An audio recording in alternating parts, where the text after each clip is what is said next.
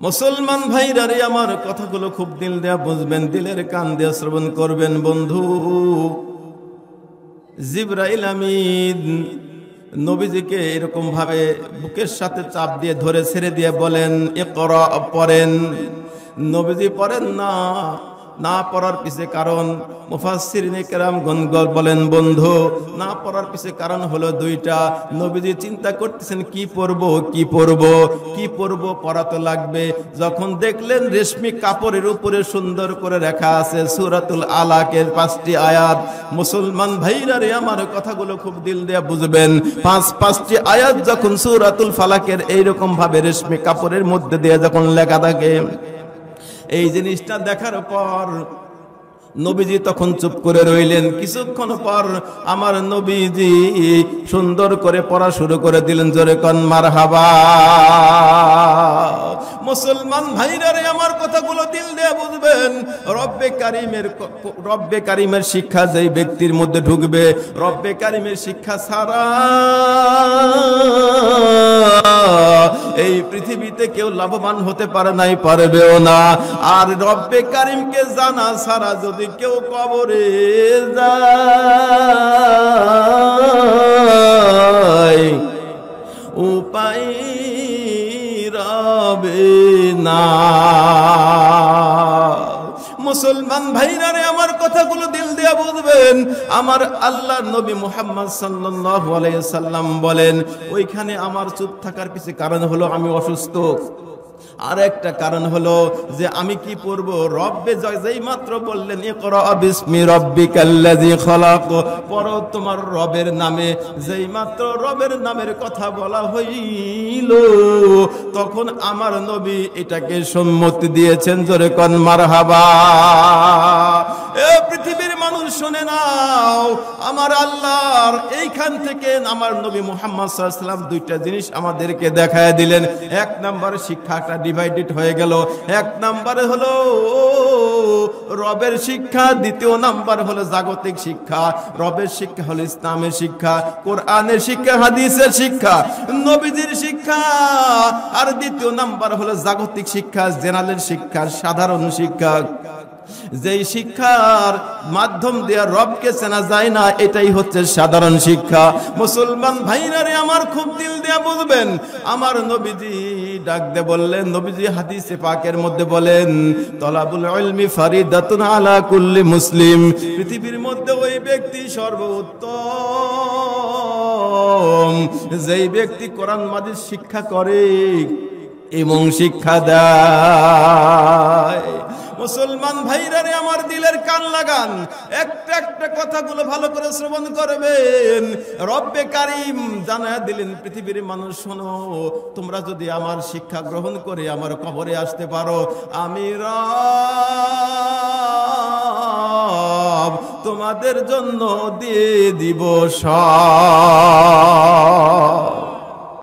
ও মন কার লাগিয়া কান্দ তুমি, কার লাগিয়া হাসো,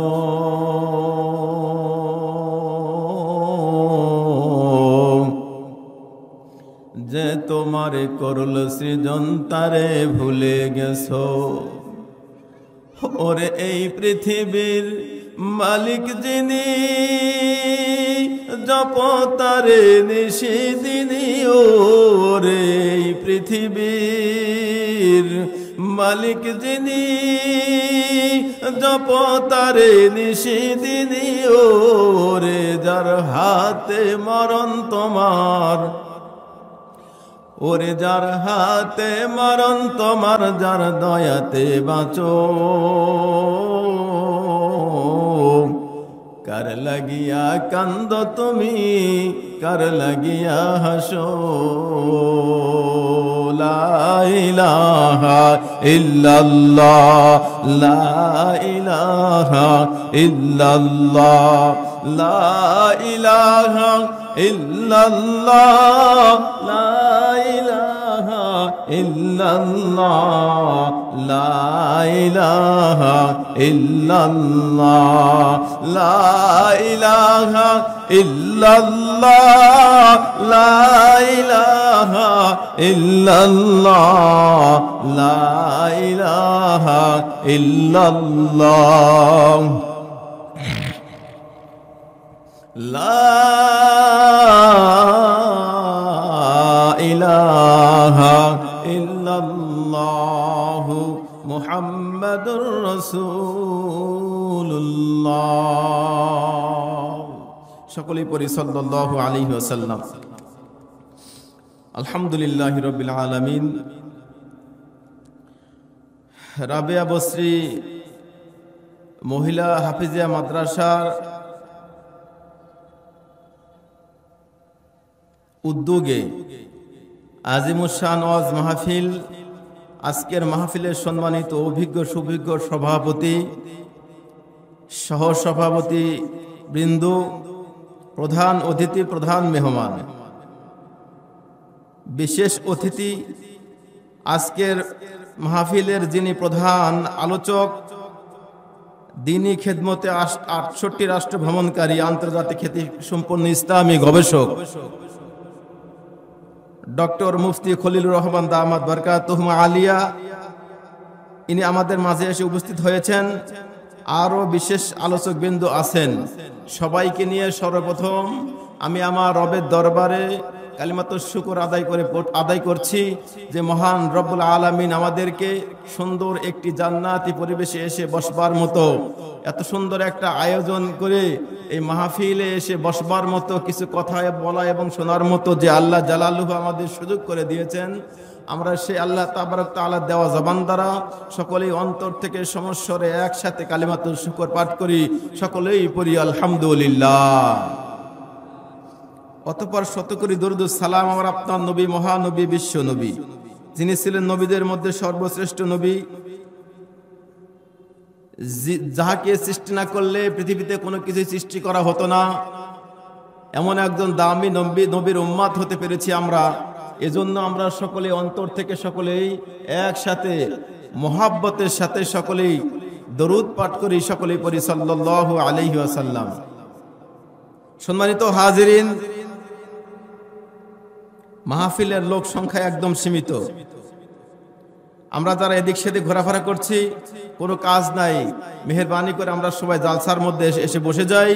কারণ এই জালসার ভিতরে এসে বসলেই আল্লাহ তাআলা আমাদের উপর সাকিনা নাজিল করবে। জোরে কোন সুবহানাল্লাহ।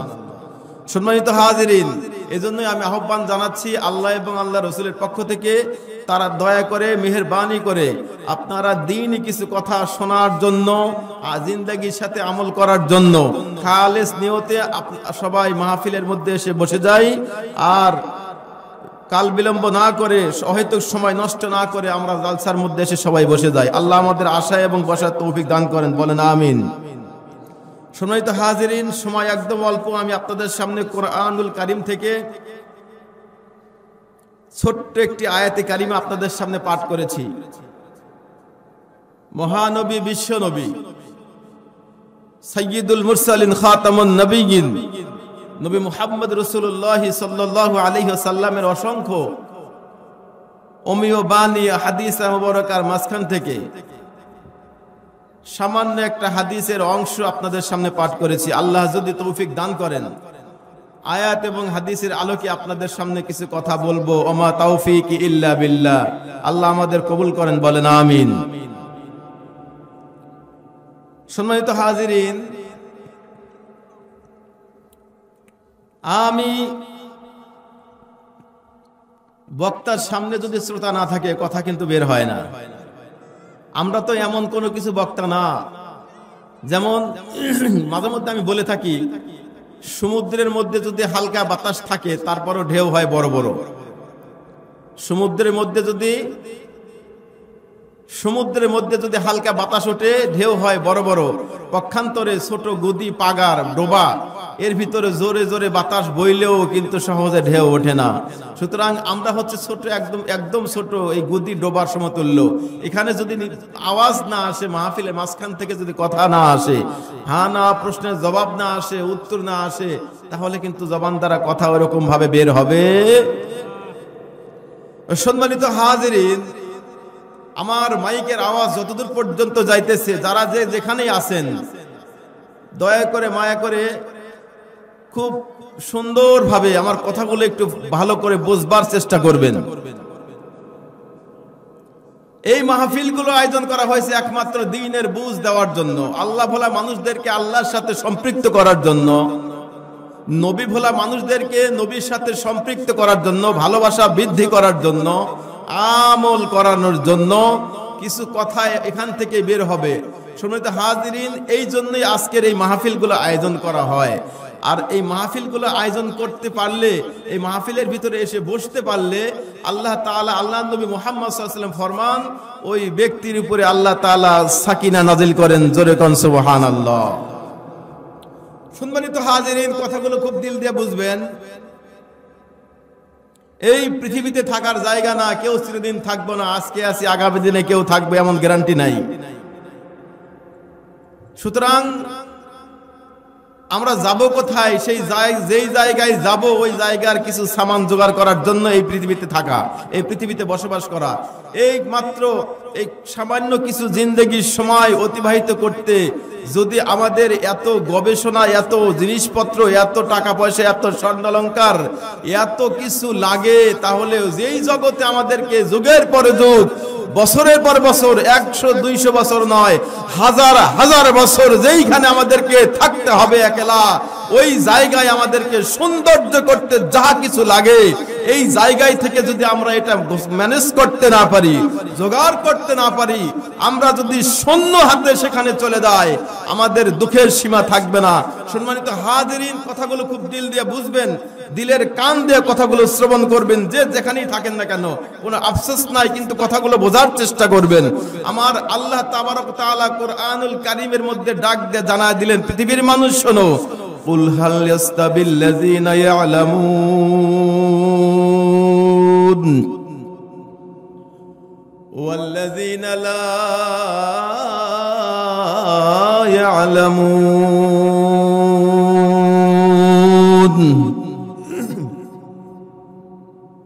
সম্মানিত হাজিরিন,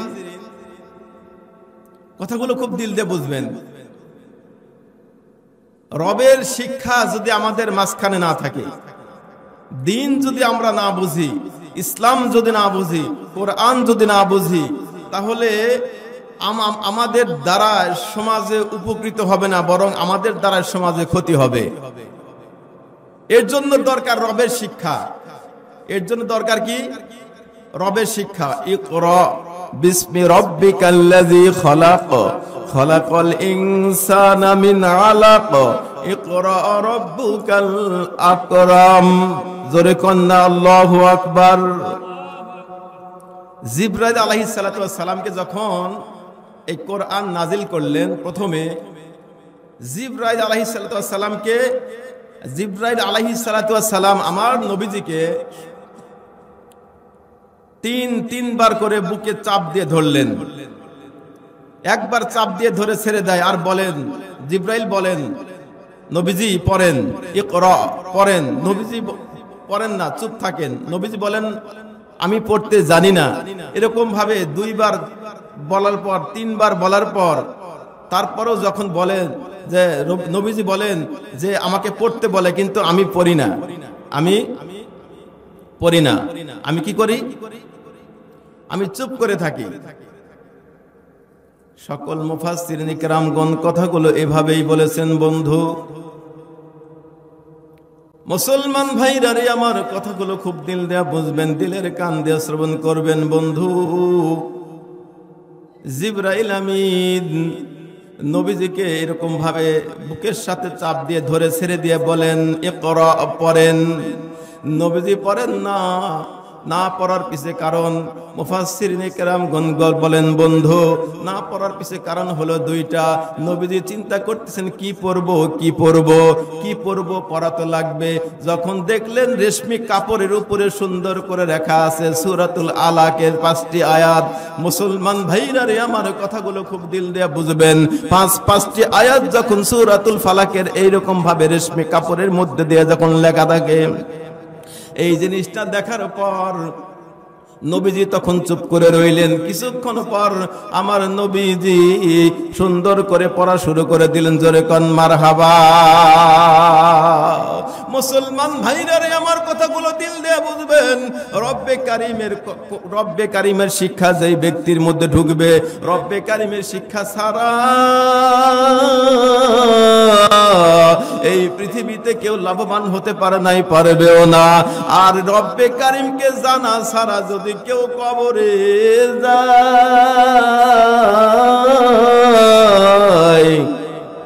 উপায় রবে না।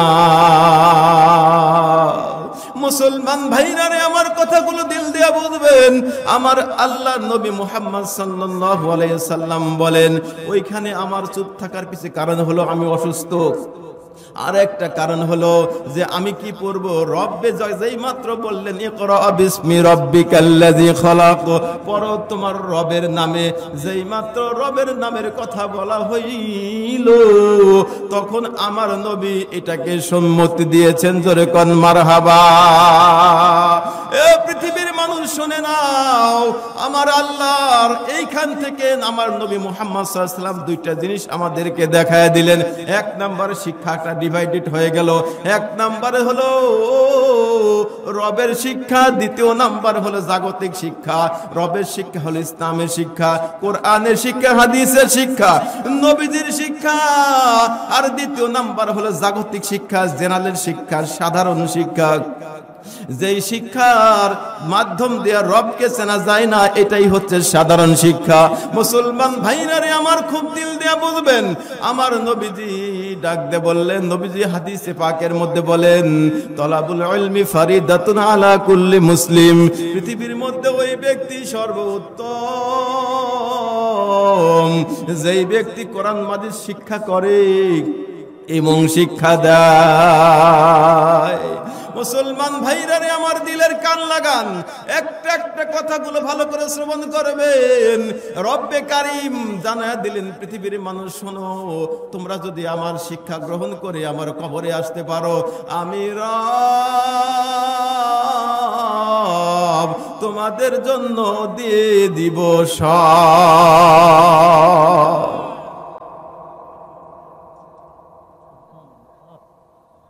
মুসলমান ভাইরা রে আমার, এইখানে আমি আপনাদেরকে উদাহরণ দিয়ে বোঝায় দেই রবের শিক্ষা কাকে বলে আর জাগতিক শিক্ষা কাকে বলে। এ মুসলমান খুব খেয়াল করেন, দিলের কান লাগান বন্ধু, এদিক সেদিক কান দিবেন না। বাবা মা সন্তুষ্ট করে, বাবা মার মাধ্যম দিয়া খুব সুন্দরভাবে, একদম পরিপাটিভাবে পৃথিবীর জমিনে একটা মেয়ে, একটা সন্তান আসলো। সন্তানটা হলো মেয়ে সন্তান, আর নাম রাখলো বাবা মা। আদর করে, শখ করে, ভালোবেসে দাম রাখলো হলো তাসলিমা নাসরিন। জোরে বলেন কি? তাসলিমা নাসরিন। এই তাসলিমা নাসরিন আস্তে আস্তে বড় হয়ে গেল, মা বাবার মহব্বত পেয়ে গেল, মা বাবাকে অনেক ভালোবাসে, আত্মীয় স্বজন বন্ধু বান্ধব অনেক ভালোবাসে। এরকম করতে করতে এক পর্যায়ে শিক্ষিত হইতে রবের শিক্ষা নয়, দুনিয়ার শিক্ষায় শিক্ষিত হইয়া, জেনারেল শিক্ষায় শিক্ষিত হইয়া এই তাসলিমা নাসরিন এক পর্যায়ে দেখা গেল একজন ডাক্তার হয়ে গেল, MBBS ডাক্তার হয়ে গেল, বড় একজন চিকিৎসক হয়ে গেল। যেই মাত্র চিকিৎসক হয়ে গেল, এই তাসলিমা নাসরিন যখন চিকিৎসক হয়ে গেল, তখন আস্তে আস্তে গবেষণা শুরু করলো। একটু ফাঁকে ফাঁকে কোরআন নিয়ে গবেষণা শুরু করলো। এই কোরআন পড়তে মাঝখানে তার যায় দেখে কোরআনের ভিতরে একটা নারীদের ব্যাপারে একটা আয়াত আছে। এই আয়াতটা পড়ে তার ব্রেনের ভিতরে ক্যাচ করলো না। তিনি ডাক দিয়ে বললেন, পৃথিবীর মানুষ শোনো, তার যে একটা বই লিখছে, এই বইয়ের ভিতরে ঘটনাটা এইভাবে লিখছে যে এই ঘটনাটা এইভাবে উঠায় ধরছে। মুসলমান খুব দিলের কান লাগান, এ বন্ধু দিলের কান লাগান। তাসলিমা নাসরিন তার কিতাবের, তার বইয়ের মধ্যে এইভাবে কথাটা লিখছে যে দেখা গেল যে এই কোরআনের আয়াতটা দেখা, মহিলাদের ব্যাপারে, পর্দার ব্যাপারে একটা আয়াত নাজিল করেছেন আমার আল্লাহ। যেই পর্দার ব্যাপারে আয়াতটা নাজিল করেছেন আল্লাহ, এই আয়াতটা তার কাছে পছন্দ না। তিনি ডাক দিয়ে বলেন এটা হচ্ছে মহিলাদের উপরে, আমাদের নারীদের উপরে জুলুম করেছে, নারীদের উপরে জুলুম করেছে, আল্লাহ আমাদের উপরে জুলুম করেছে, সুতরাং আল্লাহ হলো জালিম। জোরে কোন নাউজুবিল্লাহ। এ মুসলমান, আল্লাহ কি জালিম? কখনোই কিন্তু না। কিন্তু এইবার ওই তসলিমা নাসরিন এইবার বলল আল্লাহ হলো জালিম। এই মেয়েটা গবেষণা করতে করতে, কিতাব লিখতে লিখতে, বই লিখতে লিখতে বইয়ের ভিতরে লিখলো আমার পেট স্বাধীনতা, আমার পেট দ্বারা আমি যার খুশি তার কাছ থেকে বাচ্চা নেব, এটাকে স্বাধীনতা আমার যেহেতু পেট স্বাধীনতাই আমার, সুতরাং আমার স্বাধীনতার ব্যাপারে কেউ হস্তক্ষেপ করতে পারবে না। আমার যেখান থেকে খুশি, যেখানে ভালো লাগে সেখান থেকেই আমি নেব। এ মুসলমান, দিলের কান লাগান। যদি এইরকম কোন মানুষ নিয়ত করে বসে, যদি কেউ এরকম ভাবে নিজের পেট, নিজের স্বাধীনতাকে বিসর্জন দিয়া যদি সেখান থেকে যদি সন্তান গ্রহণ করে, পেটে বাচ্চা ধারণ করে, বলেন এই খাসলতটা কি কোন সভ্য মুসলমানের খাসলত হতে পারে নাকি? বলেন না কেন? বলে না না না, এটা কখনো সভ্য মুসলমানের খাসলত হতে পারে না। এটা হচ্ছে এমন মানুষের খাসলত, এটা কোনো মানুষের খাসলত নয়, এটা হচ্ছে একমাত্র পশুর খাসলত। পশুত্ব এবং কুত্তা এবং কুত্তি যেমন যেখানে খুশি সেখান থেকে বাচ্চা গ্রহণ করে, যেখান থেকে সেখানে যায় তারা এই নিজেদের যৌন তৃপ্তি নিবারণ করে, যেমন কুত্তা এবং কুত্তি, শুকুর যেমন যেভাবে চলাফেরা করে, দুনিয়ার ভিতরে যদি ওই তসলিমা নাসরিন অনেক কিছু শিখলো, অনেক বিদ্যা অর্জন করলো, অনেক কিছু শিক্ষক, অনেক জ্ঞান লাভ করলো, এক পর্যায়ে দেখা গেল সব কিছু পাইলো, একজন ডাক্তার হইলো, চিকিৎসক হইলো, সব কিছু পাইলো, কিন্তু সে আসলে মানুষ হতে পারে না। গর্বা সুরত আদমি ইনসাবুদে আহমদ বু জাহলো হামেক সাবুদে। মুসলমান ভাইরা রে, আমার কথাগুলো দিল দেয়া বুঝবেন, কথাগুলো মনের কান দিয়ে শ্রবণ করবেন বন্ধু। আসলে প্রকৃতপক্ষে সুরাতে মানুষ হইলেই কিন্তু মানুষ হওয়া যায় না। রবের শিক্ষা ভিতরে না থাকার কারণেই কিন্তু তসলিমা নাসরিন পশুর মতো তার খাসলত হয়ে গেছে। আল্লাহর শিক্ষা তার ভিতরে না থাকার কারণে কোরআনের ভুল ধরতে যায়, নবীজির ভুল ধরতে যায়, হাদিসের ভুল ধরতে যায়। এ মুসলমান, শুধু এ পর্যন্তই শেষ না, আর একটা উদাহরণ দিলেই বুঝবেন। আমাদের ঢাকা বিশ্ববিদ্যালয়ে একজন সেই প্রফেসর ছিল, নাম তার আহমদ শরীফ। কি নাম? আহমদ শরীফ। এ শোনেন, দিলের কান লাগান। আহমদ শরীফ ছোট থেকে বড় হয়ে পড়াশোনা করেছে, ফার্স্ট ক্লাস পাস, সবগুলো ডিগ্রি ভালো। সে একজন ভালো শিক্ষিত মানুষ, বিশ্ববিদ্যালয়ে প্রফেসর। এই ব্যক্তি একদিন তার ছাত্রদেরকে সামনে নিয়ে ডাক দে বলতেছে, হে আমার ছাত্ররা, তোমরা শোনো, আমার নাম কি?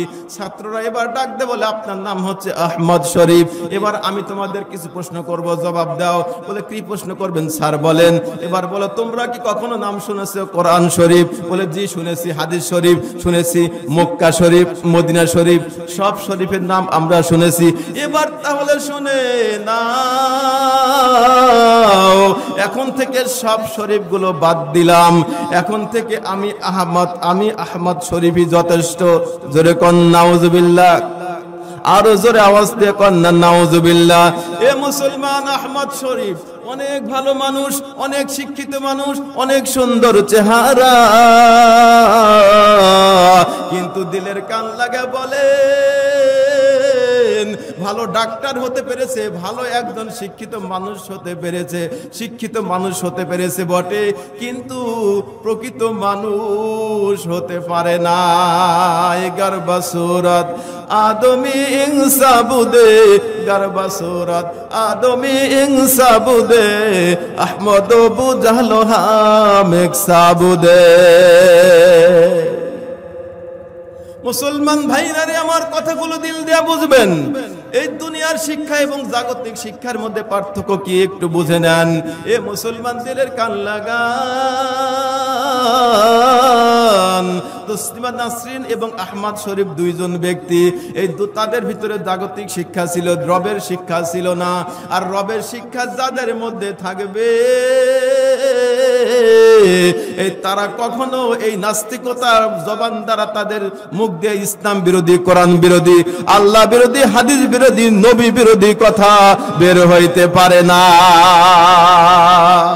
মুসলমান ভাইরা আমার, এই জন্যই যদি শুরুর শিক্ষা, বুনিয়াদী শিক্ষা যদি আপনাকে, শুরুর শিক্ষাটা যদি, প্রাইমারি শিক্ষাটা, প্রাথমিক শিক্ষাটা যদি আপনাকে কোরআনের উপরে দেওয়া হয়, এই ব্যক্তির দ্বারা কখনো অন্যায় কাজ করা সম্ভব হতে পারে না। যেমন প্রাথমিক ভাবে জেনারেল শিক্ষা এবং বাংলা শিক্ষা এবং আপনার আরবি শিক্ষার মধ্যে ব্যবধান কি? ব্যবধান হলো যে কোরআনী শিক্ষার ভিতরে আমরা আমাদের কোরআনী শিক্ষা, যেমন তালিমুল কোরআন ফ্রি ক্যাডেট নুরানি মাদ্রাসায় আমরা শিক্ষা দেই, শরেওতে ওযু, ওযু করে মসজিদে যাও, ওযু করে নামাজ পড়ো। শরেআতে আজান, আজান মসজিদে মুয়াজ্জিন আজান দেয়, এই যে আমাদের পড়া।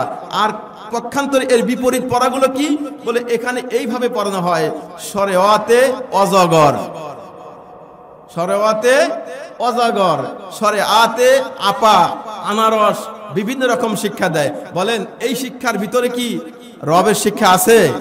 নাই।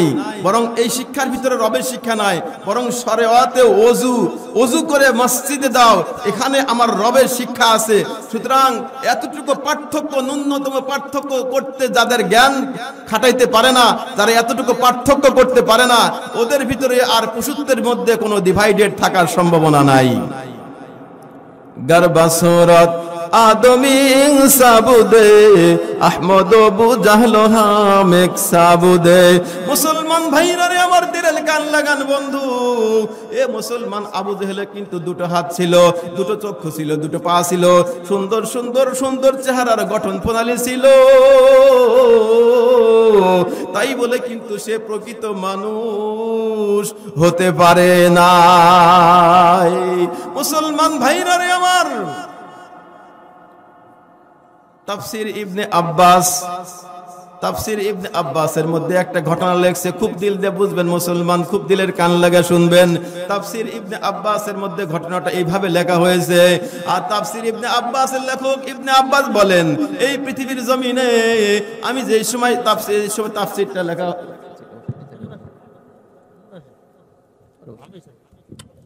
তাফসির ইবনে আব্বাস এখানে ঘটনাটা এইভাবে লিখেছে, মুসলমান দিলের কান লাগা শুনবেন বন্ধু।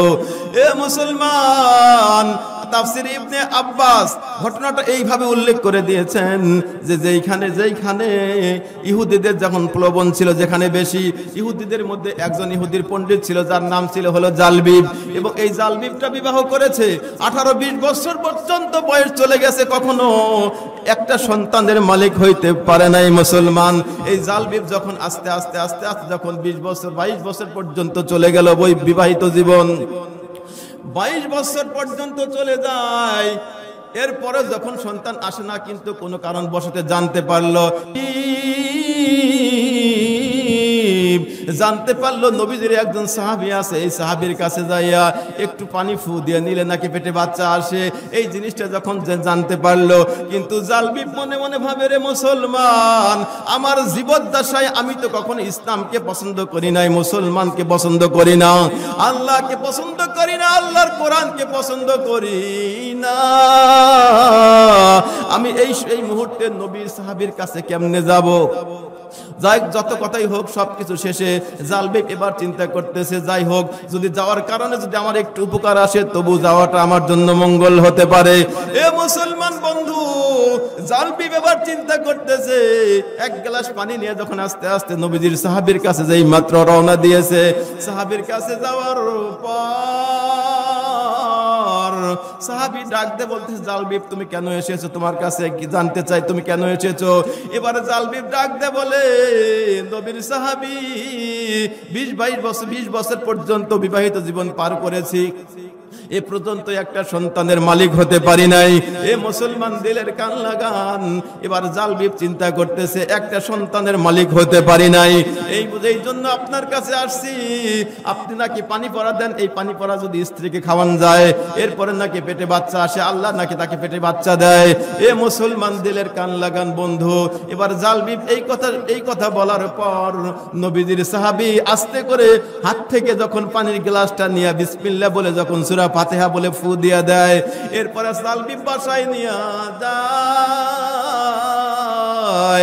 বাসায় নিয়ে যাওয়ার পর স্ত্রীকে যখন নিয়মতান্ত্রিক ভাবে খাওয়ান শুরু করে দেয়, 2 মাস 3 মাসের মধ্যে পেটের ভিতরে বাচ্চা চলে আসে। জালবিব এবার খুশি হইয়া যায় আর মনে মনে ভাবে, আমি যাকে শত্রু মনে করতাম, যাকে আমি শত্রু মনে করতাম তার দ্বারাই আমার একটু উপকারে আসলো। এই কথা চিন্তা করে জালবিব যখন মনে মনে খুশি হইয়া যায় আর ভাবে, আর তার দিল প্রাণ উজাড় করে দিয়া খুশি হইয়া স্ত্রীর কাছে খুশি হইয়া দুইজনের মধ্যে কথোপকথন হয় এবং বিভিন্ন রকম এদেরকে বাচ্চাকে কি করবে এই রকম পরিকল্পনা করে।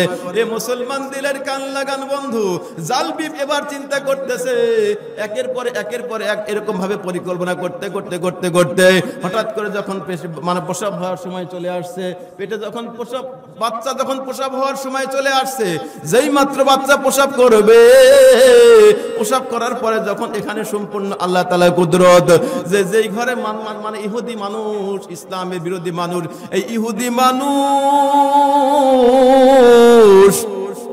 ইহুদির ঘরে একজন আল্লাহওয়ালা বান্দা আল্লাহ পাঠায় দিবেন। এটা তো অন্য কোনো সাধারণ ব্যাপার নয়। আমার আল্লাহ যে কোনো ঘরে কিন্তু এক হেদায়েত নামক দৌলত দিতে পারে, এর ভিতরে কিন্তু কারো কোনো সন্দেহ নাই।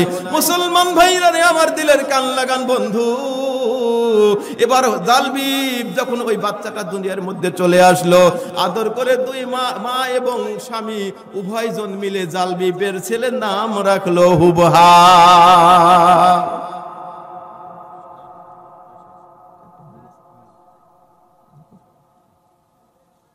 আদর করে নাম রাখলো হুবহাব। জালবিবের বাচ্চা আদর করে নাম রাখলো কি? হুবহাব। কিন্তু জালবিব তো হলো একজন ইহুদি মানুষ, ওর ঘরে একটা সুন্দর একটা ঘর আছে, যে ঘরের ভিতরে সে ইবাদত করত, উপাসনা করত। ওই ঘরের ভিতরে অন্য কাউকে ঢোকার সুযোগ দেয় নাই, শুধুমাত্র উনিই থাকবে। এখান থেকে বলার উদ্দেশ্য হলো যে এই বাচ্চাটা ইহুদির ঘর থেকে বের হয়ে রবের শিক্ষা গ্রহণ করার জন্য যখন দৌড়াদৌড়ি করে, আর ওই জালবিব এবং হুবহাব এই দুইজন এদেরকে আটকায় দেয় যে না, এদেরকে আটকায় দেয় না, এটা হতে পারে না, এটা হওয়া সম্ভব না। কেন? আমরা হলে ইহুদি মানুষ, আমাদের ঘরে সন্তান জন্মগ্রহণ করে এরা রবের শিক্ষায় শিক্ষিত হবে, এরা তো ইহুদি ধর্মের মুখে চুলকানি মাখাবে, সুতরাং এটা হতে দেওয়া যাবে না।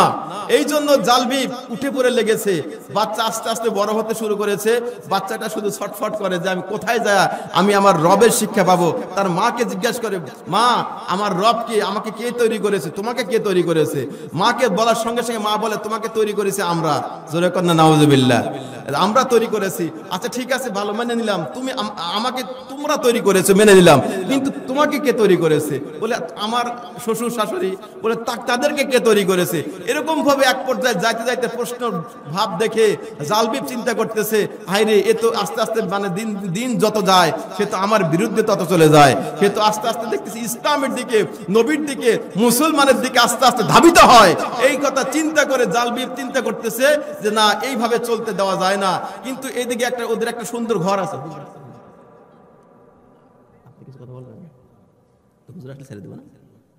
জালবিব চিন্তা করতেছে যে এইভাবে আস্তে আস্তে আস্তে আস্তে যদি এইভাবে বড় হতে থাকে তাহলে একসময় আমাকেও তো সে মানে মুসলমান বানানোর সুযোগ থাকে। এই ভয়ে জালবিব ওই যে রুমটা উপাসনা করে, ইবাদত করে জালবিব, ওই রুমে আর অন্য কাউকে যাইতে দেয় না। ঘরের রুমের তালা মেরে দিছে, রুমের ভিতরে উপাসনা করে। কিন্তু ওই যখন এই হুবহাবটা বড় হয়ে গেছে, 9 বছর বয়স হয়ে গেছে, চিন্তা করতেছে এই ঘরের ভিতর কি আছে এটা না দেখা পর্যন্ত আমি ছাড়বো না, এটা না দেখা পর্যন্ত আমি ছাড়বো না।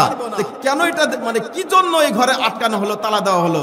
এবার জালবি মানে ওরা তো প্রতি মাসে চন্দ্র মাসে নেশা করে মদ খেয়ে গাঁজা খেয়ে মদ খেয়ে অস্থির হয়ে থাকে, জ্ঞান শূন্য হয়ে থাকে। তো ওই হুবহাব চিন্তা করতেছে যে ছোট বাচ্চা চিন্তা করতেছে বাবা তো মাসে চন্দ্র মাসে 15 তারিখ 14-15 তারিখে এরকম নেশা করে যখন বিভোর হয়ে যাবে, বেহুশ হয়ে যাবে, তার আস্তে করে টেমর থেকে সুন্দর করে ওই চাবিটা বের করে নিয়ে এসে আমি ঘর খুলে ভিতরে ঢুকবো। জোরে কোন মারহাবা। যেই এই পরিকল্পনা করেছে, যেই মাত্র মানে বেহুশ হয়ে গেছে নেশা করে, যেই মাত্র নেশা করে বেহুশ হয়ে গেছে, আস্তে করে হুবহাব ঘরের তালাটা খুলে ভিতরে যায়া দেখে কিছুই নাই। খুঁজতে খুঁজতে খুঁজতে খুঁজতে একটা কলস দেখতে পায় শিকার উপরে। কার উপরে? শিকার উপরে একটা কলস দেখতে পায়। তো চিন্তা করতেছে এই কলসের জন্য এই ঘর আটকা রাখছে না, কলসের মধ্যে কি আছে এটা দেখেই ছাড়বো। এরপরে আস্তে করে কলসটা যখন আস্তে করে পারার পরে নিচে সুন্দর করে মানে ভেঙ্গে ভিতর থেকে একটা পাথর বের করে। পাথরটা উপরে আবার রেশমি দিয়ে পেঁচানো। এই রেশমি দিয়ে পেঁচানো এটা খুলতে খুলতে খুলতে খুলতে শেষে যায় দেখে সুন্দর করে পাথরে লেখা আছে আমার আল্লাহর নাম। জোরে কোন মারহাবা। এক সাইডে আল্লাহর নাম, অপর সাইডে নবী মুহাম্মদ রাসূলুল্লাহ সাল্লাল্লাহু আলাইহি সাল্লামের নাম। এই দুইটা নাম দেখার সঙ্গে সঙ্গে তার ভিতরে আরো কৌতূহল বেড়ে গেল যে আমি যাকে খুঁজতেছি ইনি তো সেই আল্লাহ। সুতরাং এই রবকে, এই আল্লাহকে পেয়ে, এই রবকে পেয়ে ধন্য হয়ে দুনিয়ার জগতে রবের শিক্ষা গ্রহণ করে আল্লাহ এবং আল্লাহ রসুলের দিনকে বাস্তবায়ন করে যদি আমি এখান থেকে শাহাদাত বরণ করি তাতে আমার কোনো আফসোস নাই। তবে আল্লাহ এবং আল্লাহর দ্বীনকে প্রতিষ্ঠিত করেই যাব, নইলে আমি এখান থেকে সরব না। এদিকে বাপ থেকে শুয়ে আছে হল বিভোর হয়ে, হঠাৎ করে চিন্তা মানে চেতন হয়ে গেছে, তাকায় দেখে যে নাই আমার মাজার চাবি নাই। দৌড়ায় চলে আসছে, চাবি নাই, দৌড়ায় চলে আসছে। এসে দেখে যে ঘর খোলা, ঘরের মধ্যে যায় দেখে যে ওই হুবহাব সুন্দর করে ওই মানে পাথরটা বুকের মধ্যে নিয়ে ঘুমায় গেছে। জোরে জোরে কন্যা সুবহানাল্লাহ।